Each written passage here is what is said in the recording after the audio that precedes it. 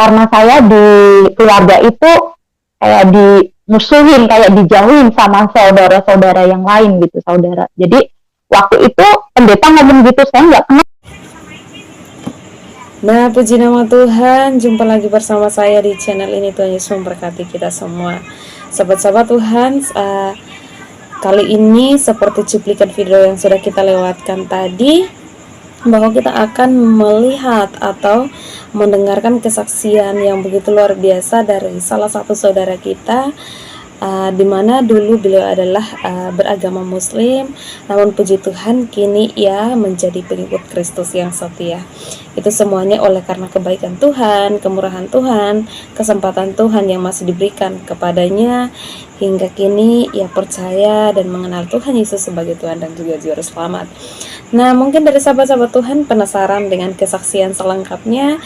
Mari kita sama-sama tonton kesaksian ini sampai selesai, dan kiranya kesaksian ini memberkati kita semua. Selamat menonton.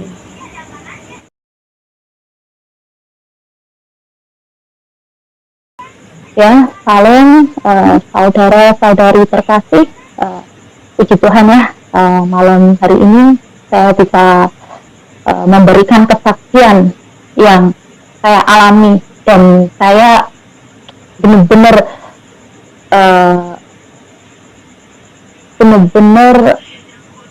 bisa bertemu dengan Tuhan saya, yaitu Tuhan Yesus. Puji Tuhan. Jadi awalnya saya dulu backgroundnya Muslim ya. Saya latar belakang dari Muslim, bapak dan ibu juga Muslim. Saya 10 bersaudara dan saya anak nomor 9 gitu. Dan waktu saya kecil, saya juga dididik ya, madrasah. Terus kalau jam 6 sore gitu kita ada ngaji gitu ya. Jadi kayak pendalaman apa ya, ngaji gitu ya, menerjemahkan gitu. Tapi waktu pas itu saya nggak terlalu ini banget gitu, nggak mendalami gitu. Saya masih hafal ayat-ayatnya yang dari Muslim gitu ya, kayak Al-Fatihah sampai sekarang pun saya hafal, dan surat-surat pendeknya juga saya hafal itu. Dan saya bisa di umur 17 saya itu dituntun sama Roh Kudus gitu ya. Karena waktu umur 17 ibu saya itu udah janda ya, karena bapak meninggal. Jadi di umur 17 itu saya harus bekerja gitu ya, untuk mencukupi jadi tulang punggung gitu. Jadi mencukupi kebutuhan ibu saya, adik saya gitu waktu itu. Dan waktu saya umur 17 itu saya kerja di Bandung gitu. Umur 14-nya saya kerja di Bandung, terus umur 17-nya saya memutuskan untuk pulang ke Jawa gitu. Saya aslinya dari Semarang ya, Jawa Tengah gitu. Dan saya mau les, nggak punya uang, karena waktu zaman dulu itu les itu bayarnya sekitar 1 juta gitu ya, untuk mendapatkan sertifikat menjahit gitu. Dan waktu itu saya benar-benar nggak ada uang. Nah, ada temen yang ngasih tahu info, kamu ikut aja di LPK yang di gereja yang letaknya itu di stasiun Poncol Semarang katanya gitu. Saya penasaran waktu itu ya, saya akhirnya ngambangin ke gereja gitu. Tadinya mau masuk gereja aja ada rasa, saya kan orang Muslim, masa masuk gereja sih? Itu kayak tantangan gitu, orang Muslim masuk gereja gitu ya. Tapi saya kan juga kepepet, nggak ada uang. Akhirnya saya masuk ke gereja dan saya ketemu sama Bu Mada, jadi yang pengurusnya gereja itu ya. Jadi akhirnya saya tanya-tanya, katanya iya ini tempat les menjahit gitu. Terus saya tanya pendaftarannya bayar berapa Bu? Oh enggak, ini udah disediakan sama gereja, jadi sama sekali nggak ada biaya gitu. Tapi waktu itu bener-bener puji Tuhan ya, saya nggak ada uang. Akhirnya saya juga les di situ ya, diterima dengan senang hati sama mereka gitu ya. Akhirnya saya les di situ 4 bulan lamanya teman-teman. Dan waktu itu setiap pagi kita ada kebaktian gitu ya, kita berdoa, nyanyi-nyanyi gitu ya. Pada waktu itu pas kebaktian pagi itu, pas berdoa dipimpin sama pendeta, saya nggak kenal pendeta itu, dan waktu dia khotbah di depan itu, hati saya tuh kayak bener-bener tersentuh gitu. Dia berbicara menceritakan itu kayak latar belakang dari keluarga saya gitu. Karena saya di keluarga itu kayak dimusuhin, kayak dijauhin sama saudara-saudara yang lain gitu, saudara. Jadi waktu itu pendeta ngomong gitu, saya nggak kenal pendeta itu, tapi kok dia itu ngomong kok ini banget ke hati, itu menyentuh banget ya di hati. Saya sempat nangis gitu. Terus sama ini pengurusnya gereja katanya di ini punggung saya diginiin ya biar tenang gitu, nangis yang keras aja nggak apa-apa biar lega hatinya. Nah semakin saya tuh nangis itu emang lega gitu pemerintah. Dan waktu itu saya nggak ngerasain apa-apa ya, cuman kesentuh aja waktu pas nyanyi ikut ini ya kebaktian gitu ya, nangis aja gitu. Nah waktu itu di usia 20 tahun saya memutuskan untuk menikah ya waktu itu. Dan saya dapat kerja di pabrik itu selama 3 tahun di pabrik karena kebutuhan ekonominya semakin ini ya terpuruk. Jadi terpaksa saya harus ke Taiwan gitu, harus meninggalkan anak, suami, dan saudara gitu. Dan di Taiwan, saya setahun di Taiwan saudara, semua hasil uang gaji saya kirimkan ke suami gitu. Dan ternyata suami itu menyalahgunakan dari hasil keringat saya gitu. Dan akhirnya suami itu main cewek gitu. Akhirnya dia pergi nikah sama cewek lain. Saya ditinggal gitu ya. Terus saya tuh bilang gini, aduh kok kayak gini sih hidup saya gitu. Udah waktu itu bener-bener udah putus asa ya, udah kayak mau mengakhiri hidup gitu. Tapi saya mikir, saya masih punya ibu, saya masih punya anak, saya harus bertahan, saya nggak boleh mati gitu. Dan waktu itu kadang lihat ya di YouTube gitu, orang Kristen hidupnya tuh kayaknya damai, nggak ada masalah gitu ya. Sampai kepikir, apa saya mau masuk Kristen aja kali ya, biar hidup saya tuh nggak ada masalah gitu ya. Nah akhirnya saya itu ketemu sama orang Taiwan, yaitu saksi-saksi Yehova gitu. Itu ajaran yang menyimpang ya saudara. Dan akhirnya saya ikut setahun ikut agama nyimpang, Kristen nyimpang itu. Nah saya ada kitab sucinya juga, pokoknya setahun saya ngikut itu. Nah akhirnya saya hidup sendirian kan, kok kayak gini ya hidupnya nggak ke arah gitu, kayak ibarat daun kering yang kena angin itu lari ke sana, terbang ke sana, terbang ke sini gitu, sama sekali bener-bener nggak ada tujuannya gitu. Nah pada waktu itu saya kenal sama suami saya yang sekarang ini, itu orang Thailand. Waktu kita masa pacaran gitu ya, dia itu mengabarkan Injil ke saya gitu, menceritakan Injil, betapa luar biasanya Tuhan Yesus itu, betapa hebatnya Tuhan Yesus itu gitu. Tapi saat dia mengabarkan Injil, hati saya tuh memberontak, marah. Kadang saya marahin, saya maki-maki itu suami saya ya waktu itu. Saya bilang, kamu udahlah, Tuhan Yesus itu Tuhan, itu manusia, ngapain kita sembah-sembah dia, itu bukan Tuhan, saya bilang gitu. Tapi suami saya itu nggak ada putus asa saudara-saudara. Dia tetap mengabarkan Injil, hari demi hari itu ngabarin Injil. Kadang saya nggak terima, marah gitu. Setiap dia ngabarin Injil, marah gitu. Dan pada waktu itu saya itu sakit ya. Saya tuh punya mah kronis. Dan waktu kita merayakan hari ulang tahun saya tuh makan ini ya, kue ulang tahun tiba-tiba malamnya jam 11 malam itu perut tuh kayak kebakar gitu ya. Saya mikirnya jangan-jangan saya disantet gitu.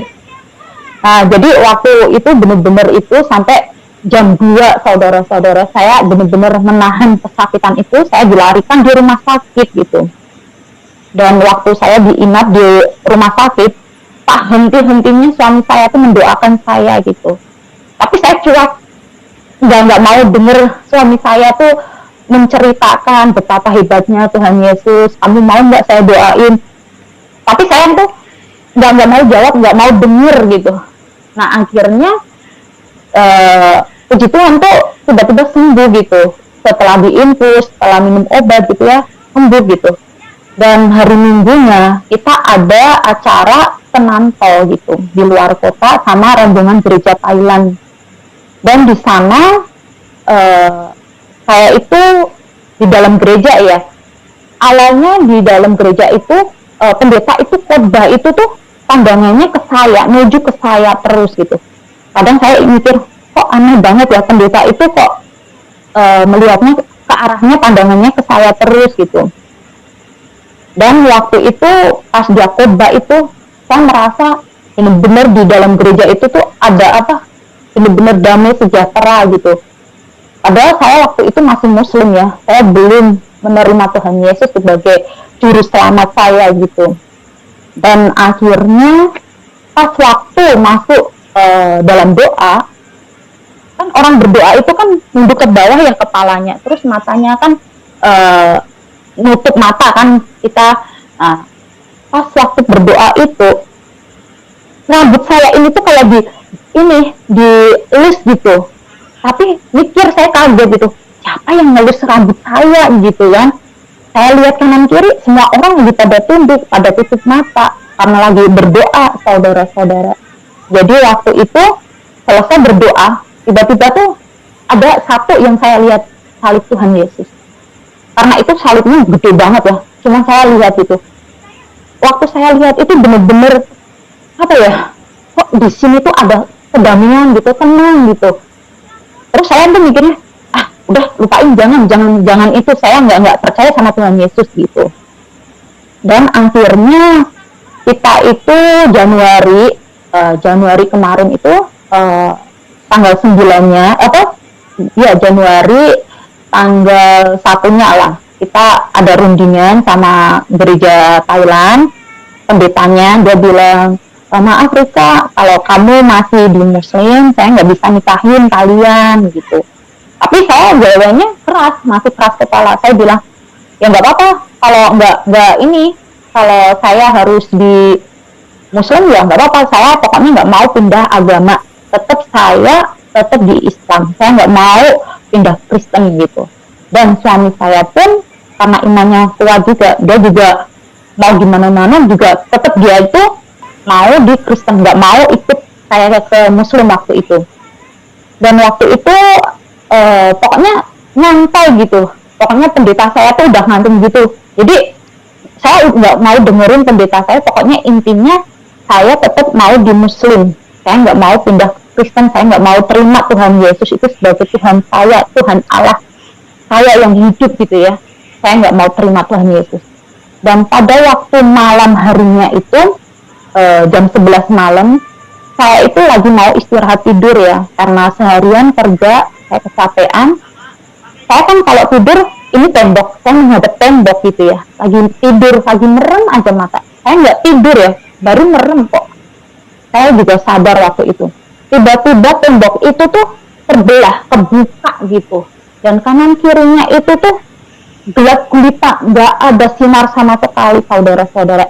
Cuman saya lihat satu jalan itu lurus, terang banget, dan dari ujung sana saya lihat sinar yang begitu terang banget gitu.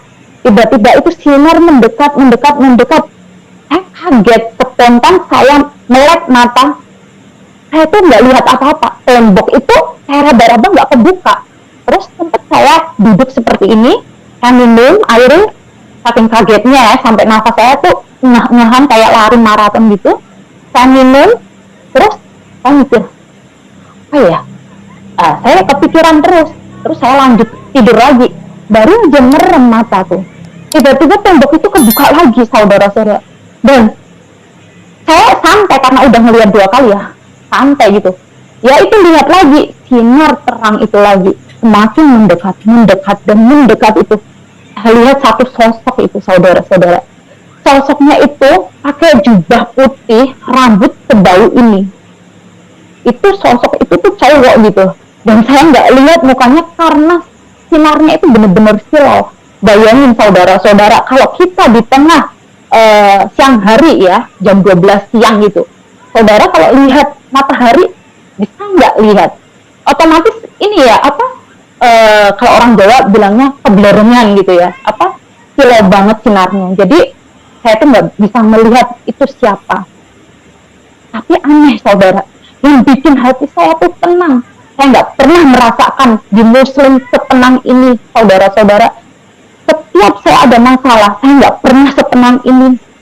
Dan saya 3 hari, saya nggak mau keluar kata-kata, saya nggak mau tanya itu siapa, ke siapa, nggak mau tanya, saya pendem. Tapi semakin saya pendem gitu, saya tuh ada rasa ini ya, penasaran itu apa, yang saya lihat itu apa gitu. Saat saya kerja aja, saya kepikiran, kemarin itu yang saya lihat itu apa. Saya belum tidur, saya nggak mimpi, saya yakin saya nggak mimpi gitu loh. Dan akhirnya saya iseng, saya telepon pendeta Thailand saya gitu ya. Dan saya telepon pendeta, dia nanyain, Eka yang kamu lihat itu sinarnya putih atau hitam? Saya bilang putih. Terus kamu lihat itu apa? Ya itu tembok tiba-tiba kebuka, saya lihat jalan lurus itu gitu. Dan saya lihat satu sosok itu ya, laki-laki berjubah putih dan rambutnya sebau ini gitu. Kadang saya di Muslim ya, saya seingat saya di Muslim itu ada ayatnya itu ihdinas siratal mustaqim, yang artinya tunjukinlah kami jalan yang lurus. Dan saya itu benar-benar merasakan itu tuh yang di Alkitab saya yang sekarang ini ya, di Yohanes itu pasal 14 ayat 6. Akulah jalan kebenaran dan hidup.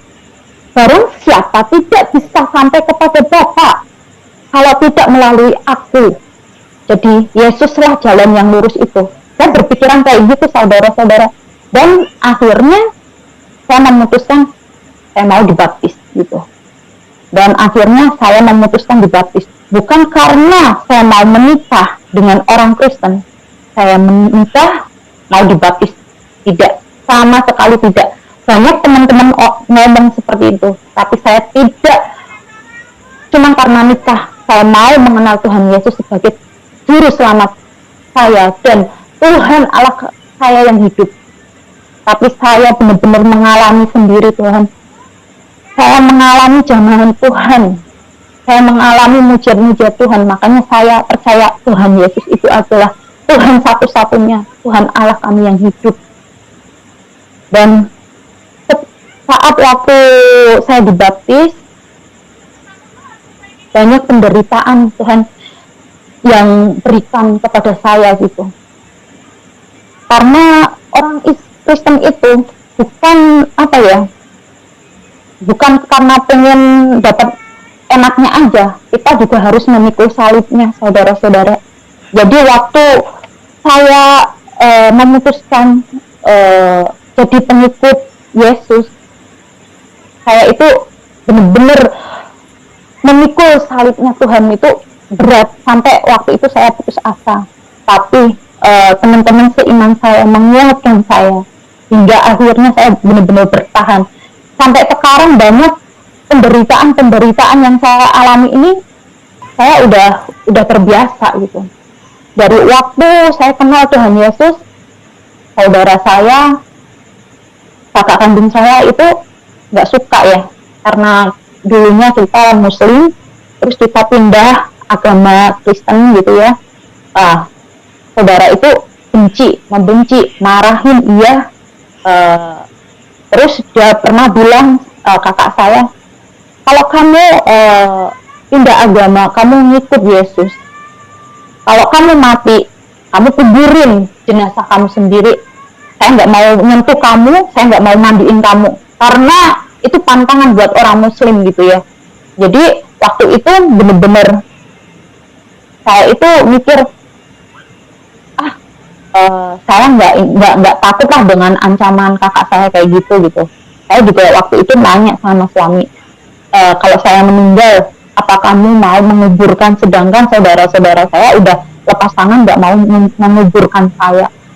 Suami, udah nggak apa-apa, saya yang akan nguburin kamu kalau kamu meninggal.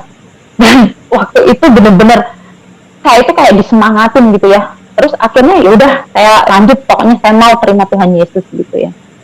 Dan waktu saya terima juga temen yang benar-benar akrab sama saya, dia ninggalin saya gitu.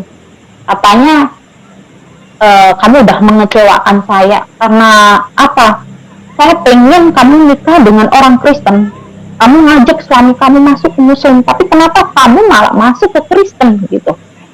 Terus saya bilang sama teman saya aja nggak tahu, tapi saya benar-benar melihat Tuhan gitu. Dan saya mikir, bukan agama yang bakal menyelamatkan kita, tapi iman kita yang menyelamatkan kita, bukan kebaikan kita yang menyelamatkan kita, bukan jadi kita bakalan naik ke surga itu tuh iman kita yang menyelamatkan kita gitu kan. Dan akhirnya waktu itu semua orang meninggalkan saya sendirian ya, cuman suami yang selalu setia menemani saya, yang suami kedua ini ya, yang orang Thailand itu. Dan akhirnya saya benar-benar kehilangan orang-orang yang saya cintai gitu. Itu benar-benar sedih bagi saya gitu ya, karena kita kehilangan orang yang kayak temen baik sama saya gitu, ada pergi ninggalin kita gitu, saudara yang kita maksudnya makan, hidup susah, tidur bareng gitu ya, dari kecil gitu ya, apalagi saudara kandung gitu ya, ada benci waktu itu karena saya terima Tuhan Yesus gitu. Jadi waktu saya terima Tuhan Yesus itu benar-benar gak gampang gitu saudara-saudara.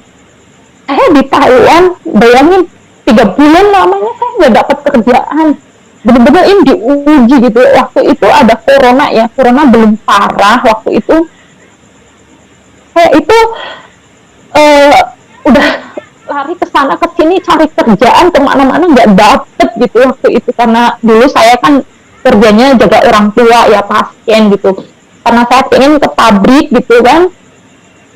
Dan saya waktu itu bener-bener saya diombang-ambingkan gitu, saya sampai lari ke Dolio, saya sampai cari-cari kerjaan kemana-mana nggak dapet saudara-saudara, sampai saya putus asa gitu. Dan saat ini bener-bener waktu itu saya udah bener-bener putus asa gitu. Teman saya seiman gitu menguatkan saya, Rita, kamu harus sabar, karena memikul salib Tuhan Yesus itu nggak gampang gitu. Kalau kamu bisa melalui salib Tuhan Yesus ini, penderitaan ini, saya yakin iman kamu semakin kuat gitu. Jadi waktu itu saya nganggur 3 bulan lamanya, saya lebih rajin ini pendalaman Alkitab gitu ya.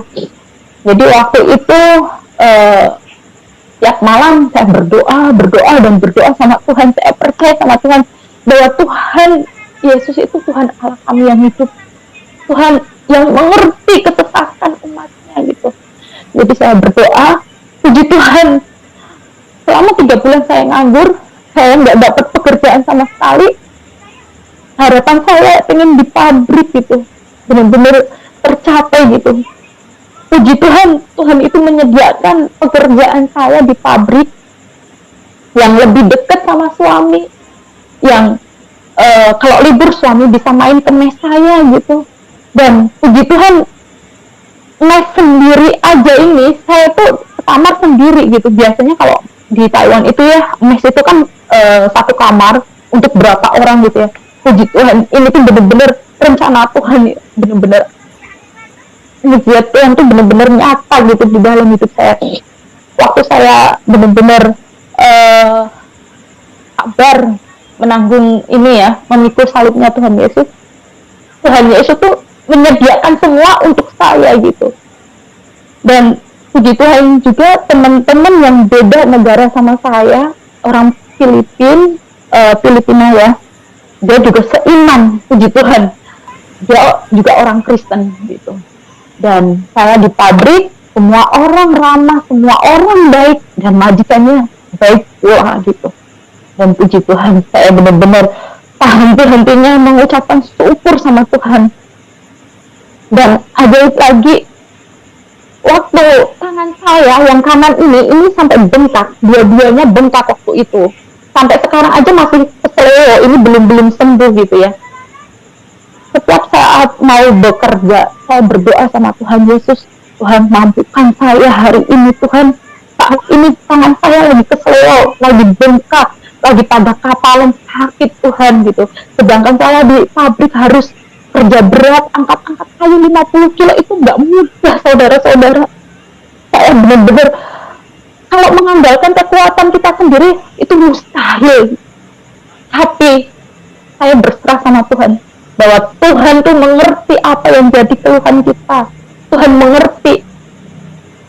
Akhirnya waktu saya kerja benar-benar mujizat Tuhan tuh nyata, dimampukan gitu. Saya bisa angkat 50 kilo, itu kayu beratnya kayak apa, saya bisa bekerja. Terus tangan saya saat bekerja itu nggak kerasa sakit. Bayangin keseleo itu rasanya kayak apa, saudara-saudara, benar-benar sakit. Tapi waktu saya bekerja sama sekali nggak ada kesakitan. Dan mujizat Tuhan Yesus tuh benar-benar banyak gitu ya. Waktu saya 3 bulan nganggur, saya tuh nggak ada kerjaan, bayangin, buat makan aja kesusahan, saya tuh sampai ngirit gitu ya. Buat nasi bok ya, kalau di Indonesia nasi bok, kalau di sini nasi pentang gitu ya saudara-saudara. Satu bok makanan yang isinya ayam, satu nasi ya nggak banyak lah ya, sayuran gitu ya. Itu saya makan tuh buat siang sama malam, separuh-separuh saking ngiritnya saudara-saudara. Pokoknya waktu itu bener-bener sedih lah, saya nggak ada uang gitu ya. Tapi mujizat Tuhan tuh ada gitu ya. Karena apa ya?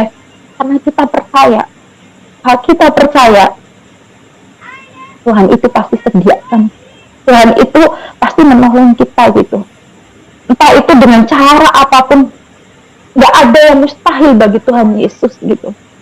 Dan waktu saya buka-buka dompet gitu ya, itu nggak ada uang gitu. Dan waktu itu beberapa hari gitu ya, saya iseng-iseng lihat dompet saya buka gini, kok ada 1.000, kalau uang Indonesia itu mungkin 500.000, bayangin saudara-saudara gitu. Lumayan buat nyambung hidup saya selama 2 hari, 3 hari gitu ya, ngirit-ngiritnya gitu. Puji Tuhan, sampai saya tuh mikirnya, jangan-jangan suami saya kasih surprise buat saya gitu ya, kejutan buat saya gitu ya.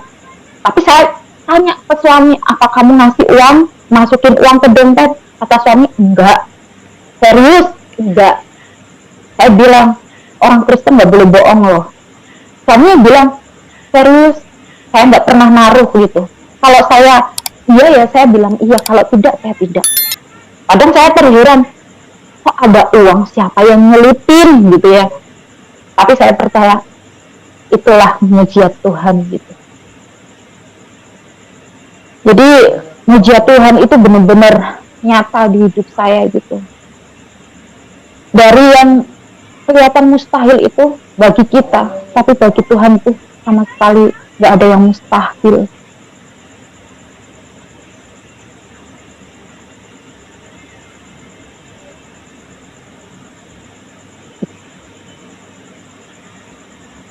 Dan waktu pas teman-teman saya waktu menjauhi saya itu sakit ya, hatinya itu benar-benar sakit gitu, karena kehilangan teman-teman yang kita cintai gitu.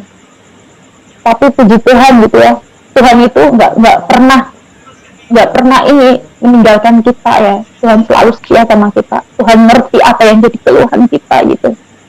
Saya setiap malam berdoa sama Tuhan, Tuhan kembalikanlah teman-teman saya, kembalikanlah saudara-saudara saya yang dulu membenci saya. Ya puji Tuhan, waktu pas Idul Fitri kemarin gitu ya, saya telepon saudara karena saya juga toleransi sama keluarga saya meskipun kita beda agama gitu ya. Saya basa-basi telepon sama keluarga, saya mengucapkan selamat hari raya Idul Fitri, mohon maaf lahir dan batin gitu ya. Kalau orang Islam minal aidin wal faizin gitu ya. Jadi saudara itu, loh kamu tuh orang Kristen, kok bisanya kamu ngomong gitu? Iya nggak apa-apa, saya bilang gitu. Nah dari situlah hubungan kami bisa membaik gitu. Dan teman saya waktu yang baik itu meninggalkan saya, tiba-tiba dia itu telepon gitu ya, udah lama kita lepas kontak, WhatsApp diblokir, pokoknya lain juga diblokir, semua kita tuh udah lepas komunikasi gitu ya. Tapi puji Tuhan teman saya itu ngubungin saya sendiri gitu, katanya, Rika gimana kabar kamu gitu. Aduh ini kok nggak ada angin, nggak ada apa, kok tiba-tiba teman saya nelfon saya gitu, nanyain kabar saya gitu. Terus saya bilang kabar saya puji Tuhan baik gitu. Terus teman saya bilang, semalaman saya mimpi gitu, kamu kenapa gitu, saya takut kamu tuh sakit atau apa. Oh enggak, puji Tuhan, Tuhan masih melindungi saya, Tuhan masih ini yang memberikan kesehatan kepada saya gitu. Dan akhirnya hubungan kami juga membaik lagi gitu. Pokoknya benar-benar Tuhan itu benar-benar baik gitu. Dan mujizatnya itu benar-benar nyata di hidup saya gitu. Makanya saat ini saya lagi diuji juga dengan pekerjaan saya ini. Pekerjaan saya yang saya kiranya tadinya saya menganggap pekerjaan saya ini ringan. Saya lihat balok-balok kayunya itu nggak terlalu gede-gede. Saya sanggup, saya mampu gitu ya. Tapi pas masuk kerja, tiba-tiba saya harus mengangkat-ngangkat 50 kilo gitu ya. Sampai kesleo gitu tangannya. Saya udah tadinya udah menyerah gitu. Aduh Tuhan, saya udah nggak sanggup Tuhan. Berat, ini berat, saya wanita gitu. Apalagi dulu itu bekas operasi sesar gitu ya. Saya nggak kuat angkat 50 kilo kayak gitu. Tapi ini ya mujizat Tuhan gitu. Di saat tangan saya kesakitan kayak gini, kesleo kayak gini, Tuhan tuh memberi kekuatan kepada saya gitu. Ya, cukup sekian dan terima kasih. Ini kesaksian saya. Benar-benar Tuhan Yesus itu Tuhan yang baik, Tuhan Allah kita yang mengerti kesesatan pada umatnya. Saat kita percaya Tuhan tak pernah meninggalkan kita, Tuhan tuh selalu setia sama kita. Saat kita menghadapi saat kita memikul salibnya Tuhan Yesus, tapi kita dengan sabar, kita selalu setia sama Tuhan Yesus, Tuhan itu pasti menyatakan mujizatnya untuk kita. Tuhan itu gak pernah meninggalkan kita, saudara-saudara.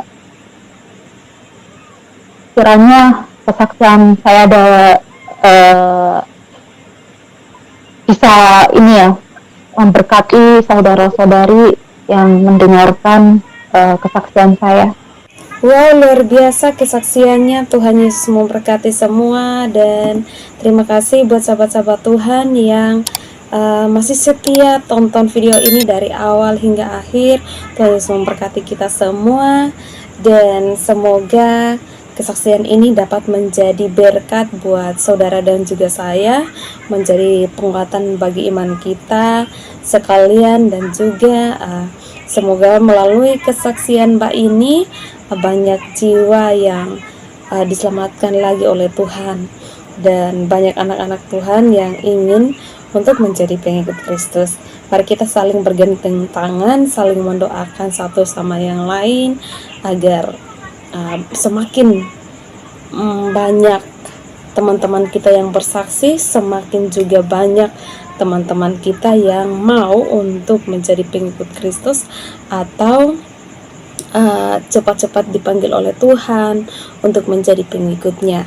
Ya luar biasa, daripada nanti akan menyesal nanti ketika sudah dipanggil Tuhan, namun kita belum sempat menyerahkan diri kita kepada Tuhan Yesus atau menjadi pengikut Kristus.